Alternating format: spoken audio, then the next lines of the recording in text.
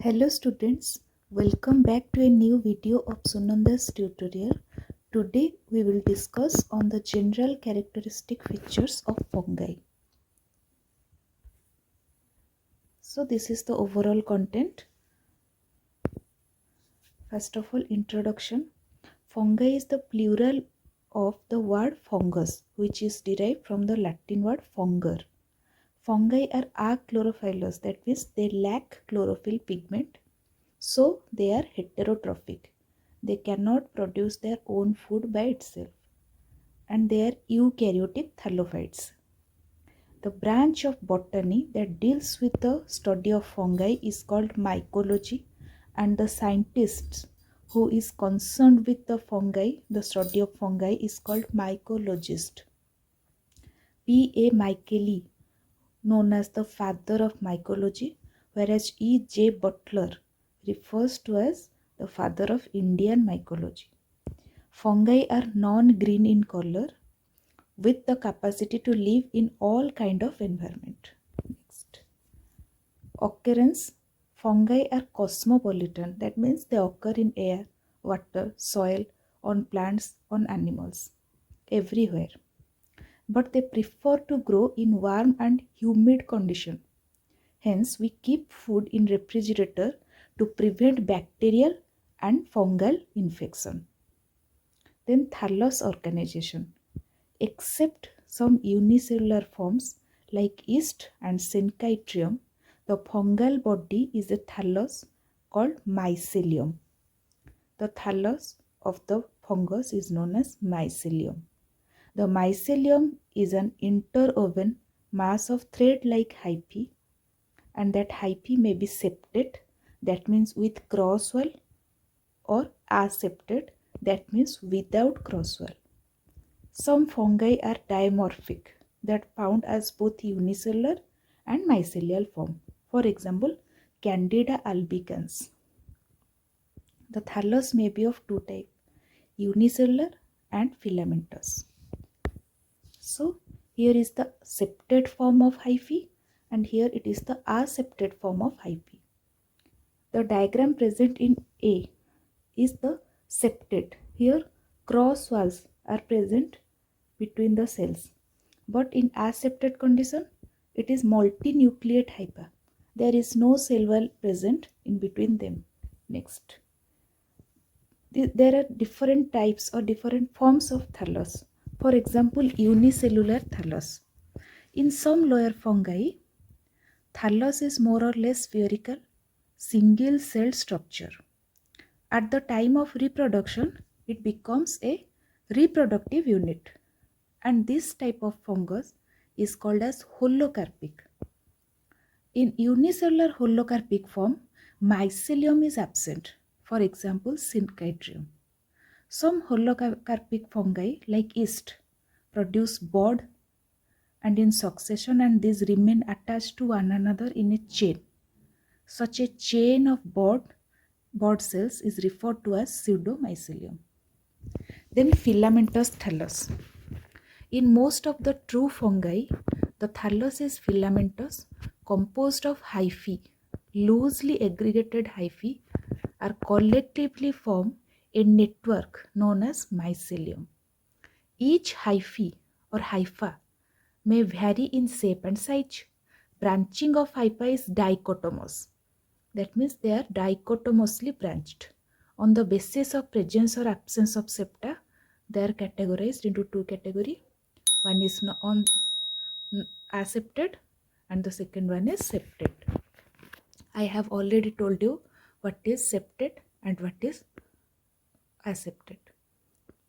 There are two types of septa.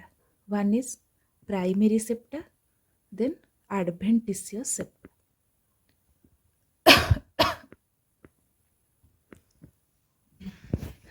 Primary septa are formed in association with mitotic or meiotic nuclear division, and they separate the daughter nuclei.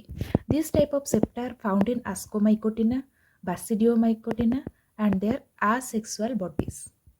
Whereas the adventitious septa are formed in absence of mitosis and meiosis and occur especially in association with change in local concentration of cytoplasm.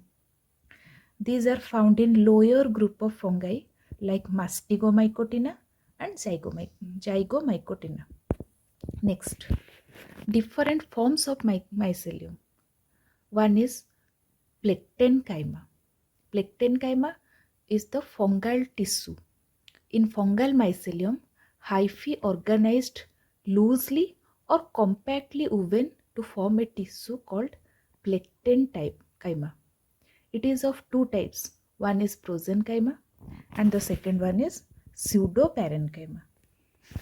In case of prosenchyma, the fungal tissue hyphae are loosely interwoven, whereas in pseudoparenchyma, the fungal tissue hyphae are compactly interwoven and looking like a parenchyma.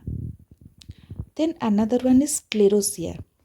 This is hard dormant bodies consist of compact hyphae protected by external thickened hyphae. Each sclerosium germinate into mycelium on return of favorable condition. That means this type of structure, sclerosia, is formed when the environment is unfavorable. Next, rhizoforms. These are root-like, compactly interwoven hyphae with distinct growing tip. They help in absorption and perennation. Perennation, what is perennation? To tide over the unfavorable period. It is observed in case of Armillaria, milia. Then rhizoids. Rhizoid is a short root-like filamentous branch of the thallus, generally formed in tuft at the base of the thallus. These also function as anchoring and absorbing, as seen in case of Rhizophidium and Rhizopus. Then Appressoria or singular Appressorium. It is terminal, simple or lobed solen mucilaginous structure of infecting hyphae, which adheres to the surface of host or substratum and helps in the penetration of infectious hyphae. These are formed by some parasitic fungi such as powdery mildew and rust. We will discuss these fungus or these fungal pathogens in details. Hostoria or singular Hostorium. A hostorium is an organ which is developed from a hypha, usually performing the function of absorption. And this is the characteristic feature of obligate parasite. Then hyphal trap or snares. The predaceous fungi develop a sticky hypha or network of hyphal loop known as hyphal trap or snare. They help in capturing the nematodes. Then stromata. These are compact somatic structure, much like matrices. Fructifications are generally formed on or in them. Then the cell structure of fungi. Fungi are eukaryotic in nature. They have cell wall and it is made of chitin, which is a polymer of N-acetyl-glucosamine. The cytoplasm at hyphal tip contains Golgi vesicle called cytosome, which is filled with cell wall material. Nucleus and mitochondria are found to connect with endoplasmic reticulum. Nucleus divide by intracellular mitosis called karyochoresis, where nuclear envelope remains intact during nuclear division, and internal spindle develop. Reserve food material in fungus is glycogen and oil. Then nutrition. Depending on from where and how they get nutrition, fungi are the following types. Saprotrophs, they depend on dead and decaying matter for their nutrition. For example, mucor, agaricus, rhizopus. Then parasitic, they obtain food from living organism. They may be facultative or obligate. Facultative parasite grow on a variety of tissues, but obligate parasite grow only upon suitable host. Then the predaceous, some soil fungi develop ring-like noses to trap annelids are nematodes. For example, Arthrobotrys and Dictyla. Symbiotic, they live in mutual relationship with another organism.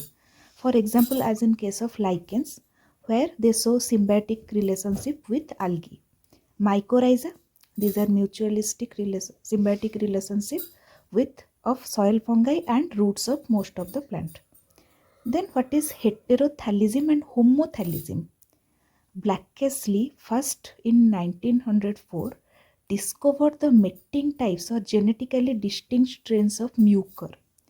That means he identified two distinct variety of mucor.